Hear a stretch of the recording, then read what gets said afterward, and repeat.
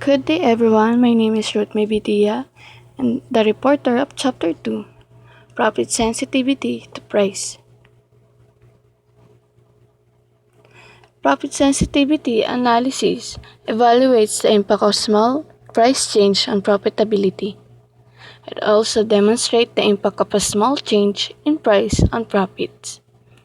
Price changes have both direct and indirect effects on profits. The direct effect is seen in linear relationship between profits and prices. The indirect effects derive from the influence of price changes on customer demand. In normal markets, higher prices lead to fewer purchases, and lower prices lead to greater purchases.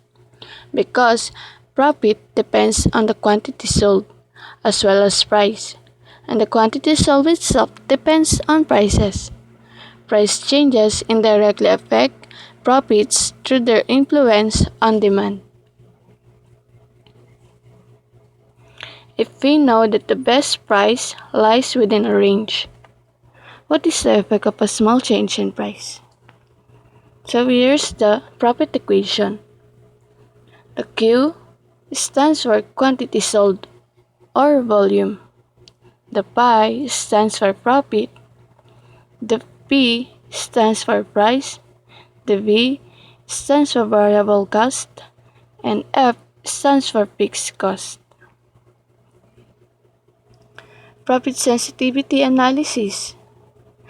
In the equation of profit sensitivity analysis, there is effect of a price change, including the direct and indirect effects. No effect on cost, variable nor fixed. Laws of economics imply that the normal good as price increases, volume decreases, fewer purchases are made. Price sensitivity analysis analyzes the sensitivity of profits to price changes. Volume hurdles are identified through the profit sensitivity analysis. They define the required changes in volume to justify a price change. Volume hurdle. Consider a price change. How volume need to change in order to improve profitability? Call this the volume hurdle. The initial price and quantity denoted by the subscript I, final price quantity and quantity denoted by subscript F. In condition, any price change must improve profitability. In using algebra to rearrange the equations and simplify to identify the volume hurdle.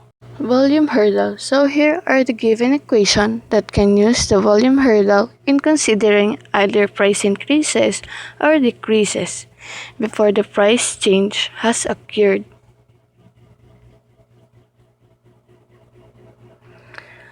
Volume hurdle for a price cut. Price cut where percent change in price is negative requires a positive increase in volume to improve profitability. The amount of the required volume increase is dependent on the size of the contribution margin. The volume hurdle depends on the size of the contribution margin. Leads to a strong implication with respect to tactical price cuts. The volume hurdle can be used to evaluate the appropriateness of short-term price promotion and discount.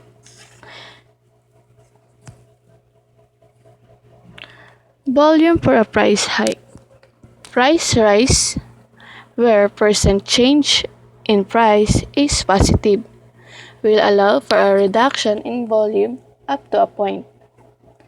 The amount of repeated volume is dependent on the contribution margin. Profit sensitivity towards price cut. The minimum required impact on unit sales of a price reduction for different types of business can be determined easily with the volume hurdle. We take up the case of a hypothetical retailer, manufacturer, and broker. To demonstrate the price cut are hard to justify. This retailer would be earning a 50% contribution margin with each sale. A common 15% off sales promotion might be used to drive store traffic and move merchandise.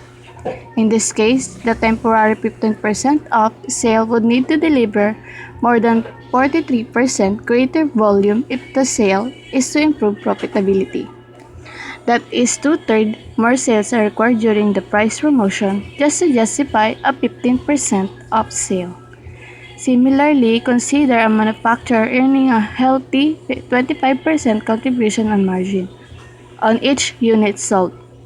A mere 5% discount extended would need to increase sales to that customer by more than 25%.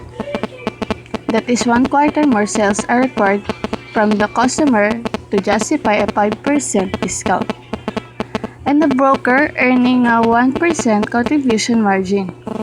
In this case, a 10 basis point price decrease would need to deliver more than 11.1% greater volume to justify the break in the broker's commission. These volume increases are hard to achieve with a mere price decrease. Furthermore, the volume hurdle is only a necessary condition for executing a price cut. Profit sensitivity towards price increases. Once again, we consider a hypothetical retailer, manufacturer, and broker. A retailer earning a 50% contribution and considering a 15% price rise or price increase can lose up to 23% of its business and still increase profits. A manufacturer earning a 25% contribution margin and considering a 5% price increase can allow for a 14% loss in unit sales and still profit from a price increase. A broker with a 1% contribution margin executing a 10 basis point commission increase must lose no more than 9.1% of its sales. There are times in which price increases will have negligible effects on unit sales. In most markets, however, customers will take fierce advantage of any disparity in prices between competing firms. Thus, price increases are likely to drive many sales away and will be challenging to put into effect. As you consider the differences, the price cut and price increases. The price cuts, the volume growth of a hypothetical retailer, manufacturer, and broker. Retailer have 43% in volume growth, and manufacturer have 25% volume growth, and the broker have 11.1% volume growth. And to price increases, the retailer have 23% volume loss, and the manufacturer have 14% volume loss, and the broker have 9.1% volume loss or less decrease would leave the firm more profitable. So in this graph shows that the volume hurdle as a function of price is also demonstrated by its curve. The volume hurdle rises more quickly when the price change is negative than it falls when the price change is positive.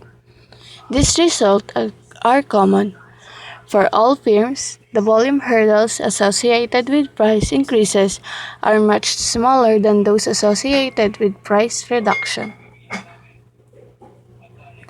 Elasticity of demand. Quantitatively, elastic markets are defined as markets with an elastic of demand that is greater than 1. Inelastic markets, quantitatively, inelastic markets are defined as markets with an elasticity of demand that is less than 1. Highly elastic markets favor price cuts. And this graph shows that a small price change leads into a large volume change. If the good or product has plenty of competitive substitutes, elasticity tends to be greater because consumers can easily make a switch when prices rise too much.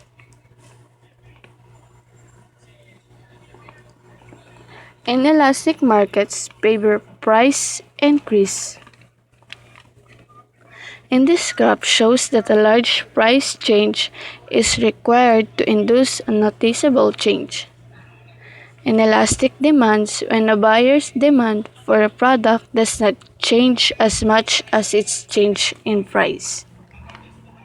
In measuring elasticity of demand, the firm level elasticity of demand is greater than or equal to that at the category level. This is reflection of customer behavior.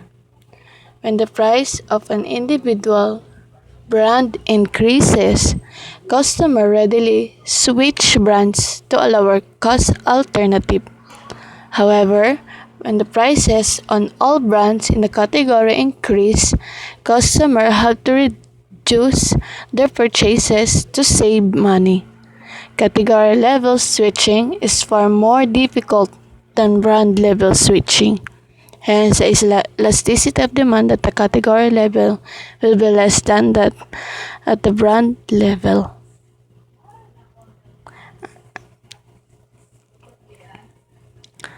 And the summary of the topic. Profit sensitivity analysis should be identify volume hurdles for tactical pricing actions. Example, discount price promotion if specific sales opportunity. Profit is asymmetrically sensitive to price cuts versus price hikes or price increases. An elastic market favor price increases, and elastic markets are favor price decreases. Given the elasticity of demand, one could identify optimal prices. But beware of cautionary caveats in blindly using math for which elasticity should be used. And that's for all. Thank you.